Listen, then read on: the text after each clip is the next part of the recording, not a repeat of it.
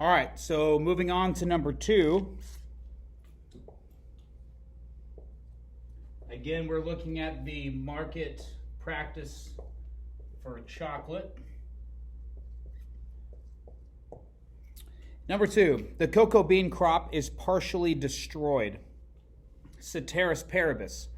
All right, so if the cocoa bean crop is partially destroyed, that means it's becoming more scarce.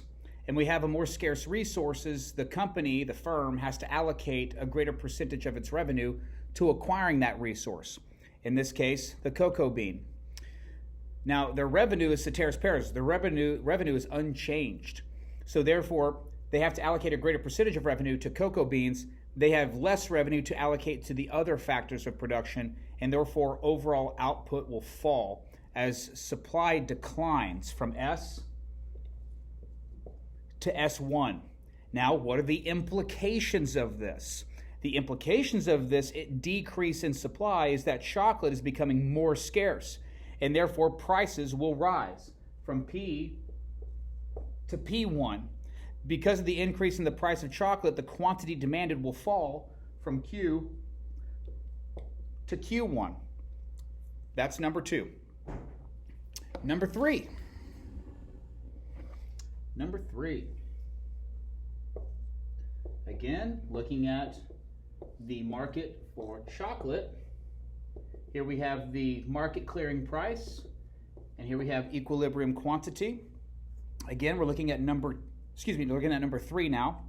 3 more firms begin producing chocolate. Ceteris paribus. That means there are additional producers of chocolate. Everything else remains the same. So there's going to be the producers who previously existed are still there. We're just adding more producers. And as a consequence, you're going to have a greater overall supply of chocolate in the market being produced. All right. Now, that's not enough. What are the implications of this increase in supply of chocolate? Well, the implications are that chocolate's becoming less scarce. And because all these firms are selling the same product pretty much, the only way they can compete is by lowering their prices from P to P1. Now, this decline in the price of chocolate is going to lead to an increase in the quantity demanded by consumers from Q to Q1 due to the lower opportunity cost of consuming chocolate. Moving on to number 4. The cost of milk increases. Okay, so let's get our baseline. This is our baseline. Again, we want to get this up here before we do anything. This is the very first thing we do. We get market clearing price, equilibrium quantity for the chocolate market. And as I said in number 4, the cost of milk increases.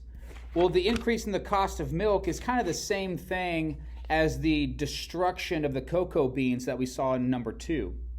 We have an increase in the cost of production, increase in the factor of production, which milk is an important factor of production in chocolate production. So because ceteris paribus, because of that, the companies have to allocate more of their revenue to milk.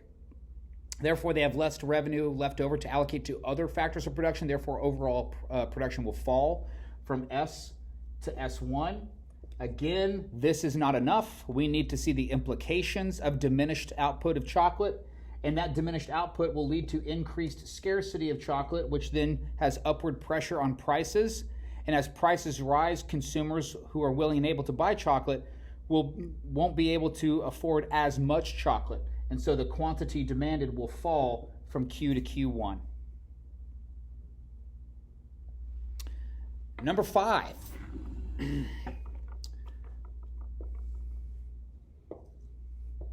Again, we get our baseline. I haven't even read number 5 yet. I have no clue what's happening. I'm just getting my baseline up there first.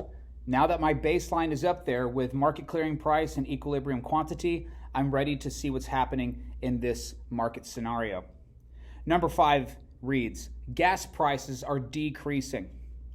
All right, the gas prices is way more of a concern to producers, because gas is what provides energy, and gas is what enables firms to distribute the goods, in this case chocolate.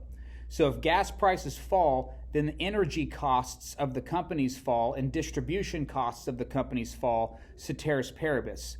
Consequently, the firms can allocate a greater percentage of their revenue to other factors of production, thus leading to an overall increase in production of chocolate from S to S1. But again, that's not enough. We need to see the implications of an increased supply or diminishing scarcity of chocolate. The impact is, with a decrease in scarcity, we're going to see a decrease in price. All right? Because now it's cheaper to produce goods and services, so an overall increase in output can be achieved. But with this lower cost of production means lower prices for consumers. And when consumers experience lower prices, they experience lower opportunity cost of consumption, and they're more willing, more able to buy a greater quantity of goods, in this case chocolate, from Q to Q1. Stay tuned for the next part.